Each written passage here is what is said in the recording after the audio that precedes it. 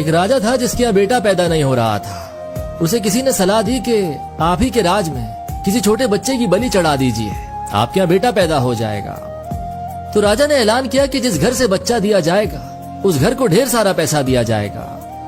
एक फैमिली ने सुना तो अपने घर के सबसे छोटे बच्चे को भेज दिया कि हमारे किसी काम का नहीं है, इसे रख लो। बलि चढ़ाने की पूरी तैयारी की गई। राजा ने बच्चे से पूछा, कोई तुम्हारी आखिरी ख्वाहिश?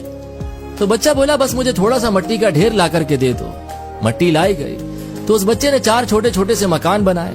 जब मकान बन गए तो उस बच्चे ने 3 मकानों को लात मारकर गिरा दिया, एक को रहने दिया। उसके सामने हाथ जोड़कर दुआ की और राजा से बोला, अब मेरी बलि चढ़ा दो। राजा को बड़ा अजीब लगा, वो डर सा गया कि शायद बच्चे ने कोई जादू वगैरह कर दिया। उसने बच्चे से पूछा, तूने क्या किया? तो बच्चे ने बोला, पहला मकान गिराया जो मेरे माँ बाप का था, जिन्होंने मेरा साथ नहीं दिया, मुझे पैसों के लिए बेच दिया। दूसरा मकान रिश्तेदारों का, उन्होंने भी मेरे माँ बाप को नहीं समझाया, मना नहीं किया, उनका भी मकान गिरा दिया।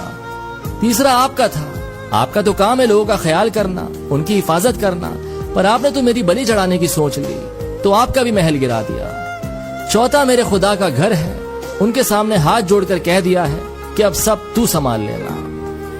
राजा ने सुना तो गहरी सोच में पड़ गया कि कहीं ऐसा ना हो कि बलि देने के बाद भी मेरे यहाँ बेटा पैदा ना हो। तो उसने नम आंखों के साथ रोते हुए उस बच्चे को अपने गले से लगा लिया और उसे अपना ही बेटा तस्लीम कर लिया। कहानी का मैसेज सिर्फ इतना कहता है कि उसके सजदे में झुक जाए, जिसके सजदे में झुकने से कोई आपका बुरा नहीं कर सकता।